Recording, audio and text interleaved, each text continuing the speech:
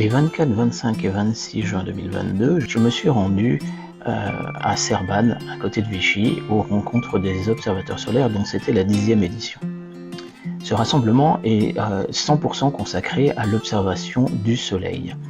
Le programme des journées est dicté par la météo, bien évidemment, et par les conditions d'observation. Le matin, on essaye d'observer le Soleil si la météo le permet, et nous avons eu une très belle fenêtre le samedi matin qui nous a permis d'observer le Soleil dans différents types d'instruments, que ce soit en lumière blanche, que ce soit en lumière H-alpha ou avec le Solex, et également à travers des coronographes. De nombreux instruments étaient donc sur site et pouvaient être utilisés par les uns et les autres, dont certains instruments présentés par la société MEDAS qui importe Daystar et Bader. Les journées sont donc dictées par la météo et sont ponctuées de moments conviviaux comme des apéritifs ou des repas pris en commun. Bien évidemment, la météo n'est pas toujours au beau fixe, mais surtout l'après-midi n'est pas le meilleur moment pour observer le Soleil, donc des conférences étaient prévues. J'ai pu cette année enregistrer 4 conférences que vous allez trouver dans les jours à venir sur la chaîne. Une conférence de Frédéric Klett, astronome professionnel de l'Observatoire royal de Belgique, qui nous présente les dernières avancées sur la compréhension de la mécanique interne des cycles du Soleil, ce cycle de 11 ans qui vient justement nous créer les taches solaires que vous pouvez observer avec vos télescopes. Une deuxième conférence par Patrick Muller qui nous présente le projet du coronographe C3 du Pic du Midi qui va être installé, si tout va bien, qui va être installé, si tout va bien, à la fin de l'été. Une troisième conférence par Jean-François Roudier qui nous présente la lunette Coronado Solar Max 3 sur une monture AZ-GTI, petite lunette très compacte mais offrant des très belles performances en observation du Soleil dans l'hydrogène H-alpha.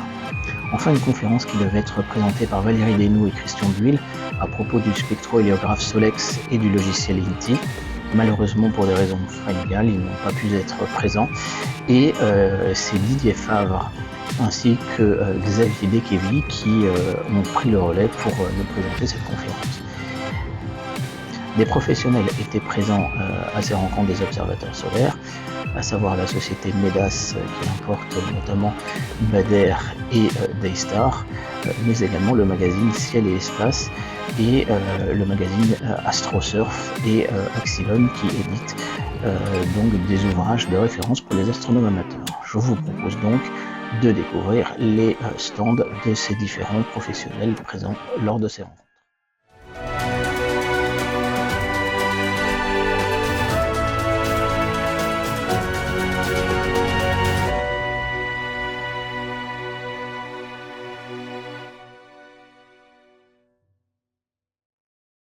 Donc on est ici sur le stand de MEDAS, partenaire quand même historique des rencontres des observateurs solaires, parce que MEDAS est quand même basé à Vichy, c'est juste à 10 minutes en voiture.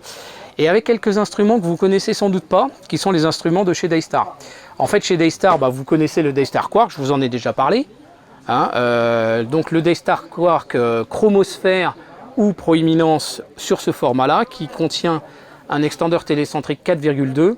Donc il va monter le rapport focal sur diamètre pour pouvoir avoir donc l'étalon H-alpha qui va travailler dans une plage logique. Donc ça peut se mettre sur un instrument entre F4 et F8, par exemple une lunette astronomique, jusqu'à un diamètre de 80 mm de diamètre à peu près. Vous n'êtes pas obligé de mettre un filtre en entrée. Après, vous mettez au minimum, par exemple pour aller jusqu'à 100 mm de diamètre, tu me corriges si je me trompe,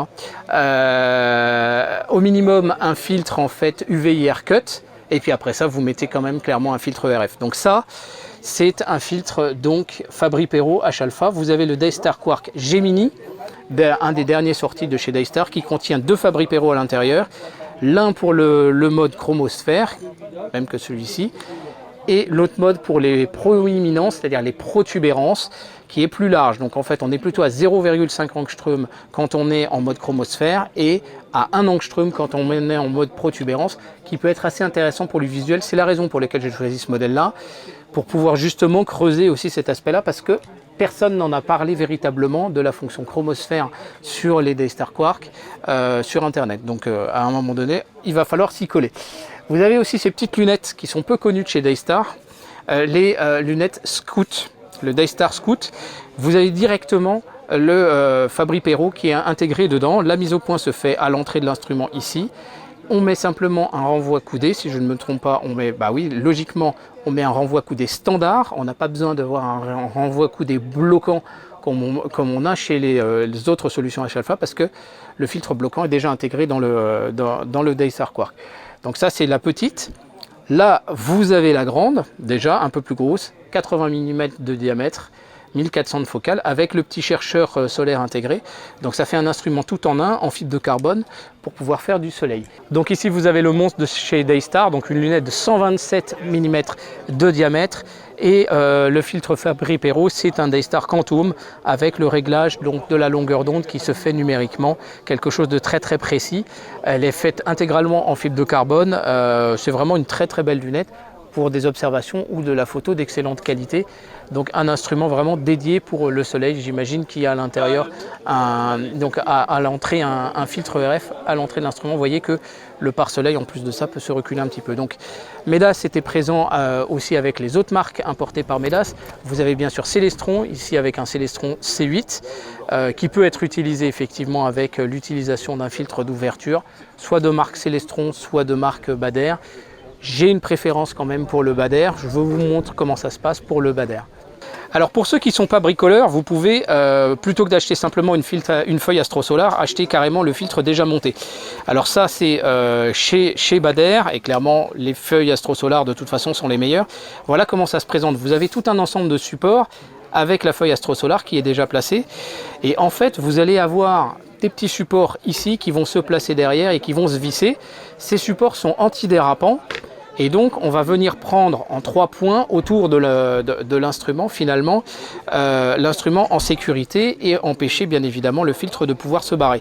Vous avez du coup plusieurs marges de tolérance et c'est ça qu'il faut regarder parce que, de toute façon, globalement, on va dire, entre le diamètre extérieur d'un instrument et le diamètre utile de l'instrument, c'est à peu près toujours les mêmes plages. Donc, c'est pour ça que vous avez, finalement, une correspondance et qu'on ne vous indique pas le diamètre utile quand on vous indique le diamètre extérieur. Donc mesurez le diamètre extérieur de votre instrument et prenez le filtre correspondant en termes de qualité. Au niveau qualité optique, ces filtres-là ont été testés. Vous pouvez demander à Christian Villadrich, il a fait pas mal de tests comparatifs et clairement c'est vraiment les meilleurs à qualité. Donc ça fait toujours un petit peu peur parce qu'on ne sait pas vraiment lequel prendre. Maintenant vous avez la solution, le diamètre extérieur et vous êtes bon. Voilà, maintenant que vous avez vu comment ça se passait pour le Bader, alors notez bien que, bien évidemment, le C8, c'est un instrument avec lequel vous allez faire un peu de tout. Vous allez faire du lunaire, vous allez faire du planétaire, vous allez faire du ciel profond. C'est un instrument à tout faire avec une très bonne qualité optique. Medas, c'est aussi Perle, qui est la marque de chez Medas, avec ici une lunette 102 par 500 et un prisme de Herschel de chez Bader, puisque Medas importe également Bader. Là, il faut clairement se renseigner, demander des informations personnalisées, parce que le prisme de Herschel, selon que vous allez vouloir faire de la photo, du visuel ou les deux, on va vous conseiller le modèle adapté, parce qu'il y a des filtres additionnels à utiliser pour pouvoir avoir une filtration adaptée. Le prisme de Herschel a l'énorme avantage, en fait, on n'a pas de prisme en pleine ouverture, mais on n'a pas de risque aussi sur la haute température, parce qu'on va évacuer vraiment toute l'énergie avant d'arriver sur les filtres et sur l'oculaire. Donc ça, c'est une très bonne solution utilisée par beaucoup en solaire avec une très haute qualité. Globalement, chez Medas, notez que vous n'allez pas forcément trouver tous les produits, que ce soit de chez Bader, que ce soit de chez Daystar, sur le site internet. Contactez-les, allez voir le site officiel de Bader Planétarium, le site officiel de chez Daystar et demandez-leur est-ce que vous pouvez avoir tel ou tel équipement. Notez une chose très importante à dire, c'est que Medas teste tous les filtres donc Fabry-Perot H-alpha avant expédition pour s'assurer que tout se passe correctement. On n'est pas sur de la vente de masse, on est vraiment sur la recherche d'un travail de qualité. Vous avez un véritable SAV finalement, et en particulier pour tout ce qui est étalon Fabry-Perot, vous avez les garanties constructeurs, donc de 5 ans par exemple chez Daystar et 10 ans selon les modèles de chez Daystar. Et ça, Medas fera tout le nécessaire pour vous. Donc c'est pour ça que voilà, on les contacte, c'est un conseil personnalisé, vous aurez un devis et là vous pourrez acheter en sécurité. En tout cas, je les remercie beaucoup d'avoir présenté ces différents instruments. Derrière, vous avez, et je vous en parlerai un tout petit peu plus longuement dans un insert, vous avez le petit Mac 90 désaluminé qui a été fait donc en collaboration, je crois que c'est Patrick Pelletier et Norma qui ont fait ce petit Mac qui est très très intéressant en solaire avec un rapport qualité-prix finalement qui est assez hallucinant, un petit Mac désaluminé. Voilà un petit peu pour ce qui était présenté chez Medas cette année au Ross. Vous pouvez retrouver ces produits donc chez tout magasin qui travaille en lien avec Medas. Alors on pourra citer justement les magasins Le Télescope à Paris et Equinox à Lyon, mais en fait tous les bons magasins d'astronomie qui distribuent les différentes marques importées par Medas. Il suffit donc de vous rapprocher de votre magasin habituel d'astronomie et de nombreux opticiens aussi peuvent vous rapatrier les produits importés par Medas, il suffit de leur demander. Alors, aux rencontres des observateurs solaires, il faut savoir qu'il y a quelques furieux de l'astronomie.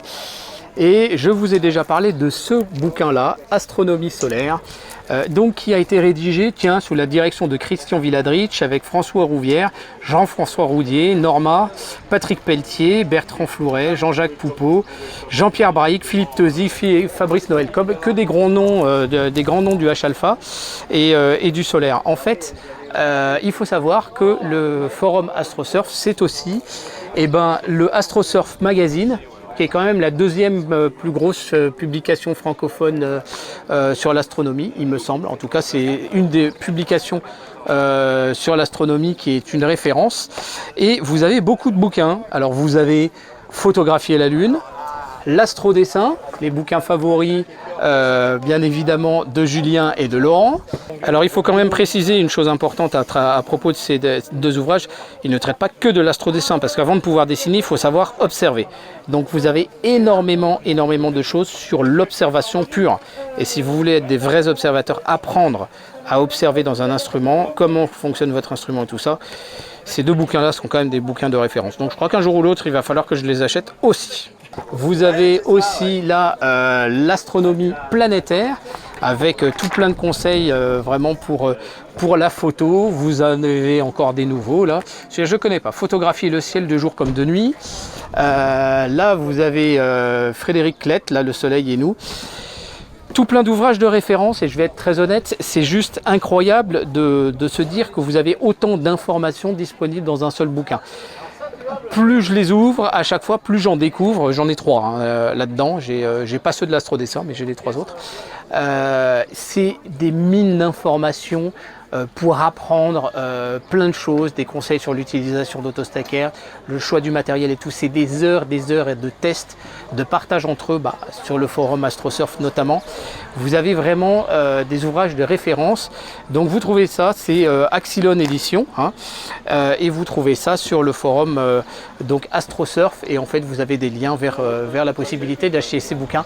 Et vraiment, je vous les recommande. Si vous voulez vous mettre sur le soleil, vous devez avoir ce bouquin-là. C'est la Bible du soleil.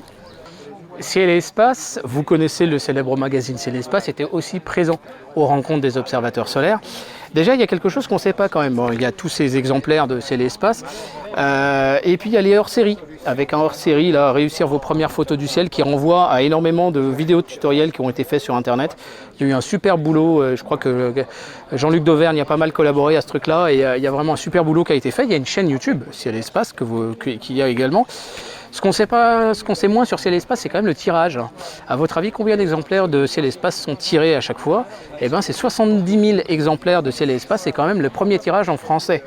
Donc ça, c'est quand même bon à préciser. Vous avez les rencontres Ciel et Espace en novembre prochain.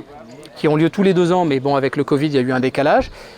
Et vous avez aussi à Carcan, donc les rencontres des photographes du ciel, qui est un peu une espèce de séminaire, de formation, pratique et tout ça, pour plein de pratiques différentes de photographie, d'astrophotographie, aussi des landscapes avec un premier plan, avec des jeux de scène et tout ça, et non pas simplement être que simplement dans une technique de pratique de photo, mais aussi de donner une histoire autour de vos photos. Donc plein de propositions qui sont faites par Ciel et Espace et qui donc étaient présents au ROS cette année. J'espère que cet épisode vous aura plu, présenté à la fois un petit peu en voix off et aussi en facecam, et vous donnera surtout envie de vous lancer dans le solaire et de venir aux rencontres des observateurs solaires l'année prochaine.